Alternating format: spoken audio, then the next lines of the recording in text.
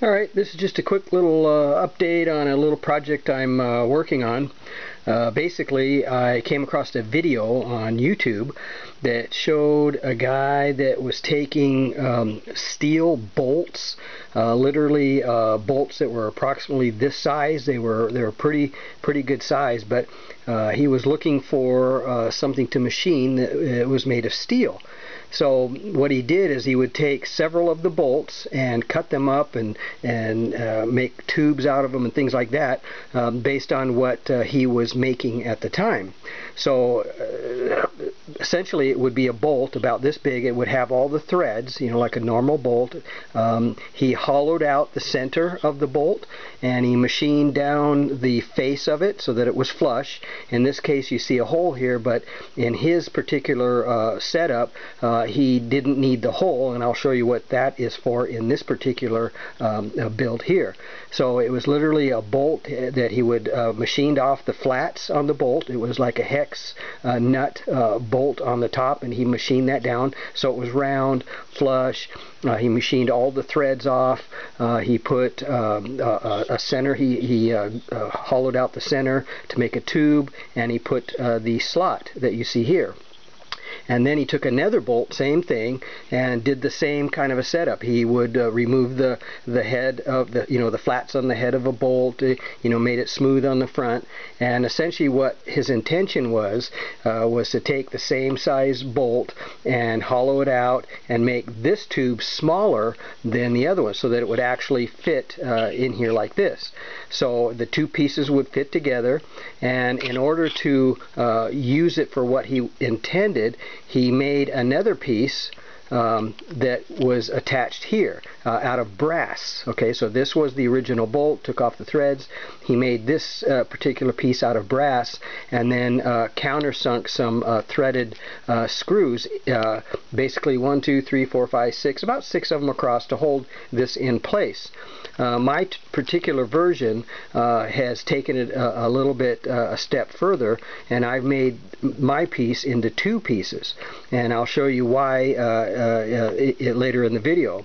He also took another bolt and shaved off the head of 5 different bolts and made little rings, 5 identical rings that look like this. So basically each ring has a little notch machined into it. They all look exactly the same, and so essentially these would be used around the outer edge of this, like this. So this would be placed around the outer edge and they would line up with these little notches. So what I ended up doing is I wanted to make my version a bit different, same kind of a setup. So I took my part like this, made it an opening here so that this piece would actually fit in here exactly like it was done in the video. So that fits in there. And of course, being 3D printed, I printed it with the little keyways here already in place as part of the print. It is hollow like his, but I made an opening here, and so when I printed this standing up, I printed it like this. I didn't want any supports inside here because there would have been a flat here. It would have been filled right here. It wouldn't be a hole straight through. So in order that there would be no supports here, I printed this separately so it literally will snap and glue into place like that. So it's actually flush, just like the one in the other video. So flush, has the key, and in this particular case it's again 2 pieces, and I'll show you the reason for that after I assemble it. But I needed this piece to be put on last, this put in during the assembly. So this particular part of it here would be placed in last. So the idea is you would take the first tube and you would put your numbered rings in place. In this particular case it would be like a combination. It would be a 5-number combination. If you have a 4-number pin, let's just say for instance this would be 0, so maybe it would be 0 and then your pin. So the idea is this would then be pushed onto here. Let me make sure this will work. What I ended up doing is I made an earlier one, so these were all sanded down. They fit just like this. So I'm lining up the groove right there. Okay, so we're going to take the next one. Let's just say whatever number you want your combination to be would be put in next. So whatever it would be, and again this number, whatever it might be, will be placed on here. Let's line that up, and here, make sure these are all on here correctly, like that, and then this one. And okay, so this is the last one, and then this one here. So this would be your 5-number combination, and they would actually be lined up with this notch right here. So let's say it'd be 0, 1, 2, 3, 4. Okay, so that would be, let's just say that's your pin, and when these all line up, then this of course would actually slide in and out. So I'm going to go ahead and push this in to show you kind of what this version of my locky thing does. Again, everything's pretty precise here. Make sure it lines up. If I could see what I'm doing here. Oh, and also I made it so that this is raised right here, and the reason for that, this piece right here is actually taller than the rest of them, and I also added a pin right here, and what that's for is the pin lines up with this little notch and a slot, and then of course we have our notch and then a slot right there.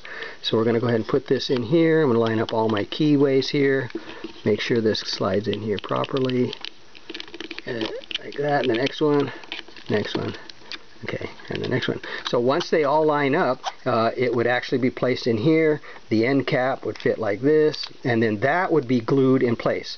So we have our flush here, we have it flush here, and essentially in order to open this, you would actually turn all of your keys so that your numbers line up, whatever they might be, and if not, of course, this would turn and it would lock it in place.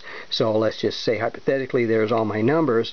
You would then push this out like that, and it would come all the way out, and those notches that we talked about earlier is what keeps this from actually pulling completely out. So it stays in place. So let's make sure the combination is good again so we could put it away. Lock this up like that, make sure everything's up, and make sure again everything's like, hang on, make sure I gotta make sure all my keys are, there it is. That lines up, and right here, this part here, since it actually, when it's flush right there, sticks up slightly right there, and this piece was printed as well and added right there, so that when this is glued in place and held there permanently, it would be flush right here. Okay, so that was the whole idea, is I kind of wanted a nice clean finish to it to make it look clean. Of course, when you do all your settings, you shove this in there. Once all the keys, of course, are lined up, the combinations lined up, do it again here. This actually would then just open, and make sure, again, it's all, I'm moving it around here in the video, sorry about that. And push it, boom, like that, and then you would take your stash, whatever it might be, maybe you know, your $100 bill or whatever. Obviously this isn't unbreakable, obviously, because it is plastic, so it's not like it's a way to keep criminals out, but it would slow them down. So if anybody's rifling through your drawers or something, or they're not going to get at your mad money, I guess is what we call it. So there you go. So once everything's glued and set up, that's what it'll look like. It's sitting there just like that. These are the numbers right here.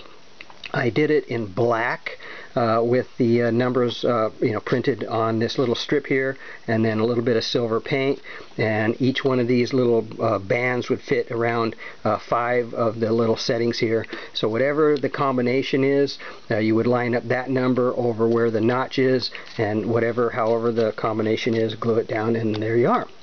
So I just wanted to share that with you, a little bit of 3D printing and design. And again, this was just based on what I saw that was made of bolts, and I kind of liked the setup pretty good, so I wanted to machine out or print out something that was very much similar to what I saw on the YouTube video.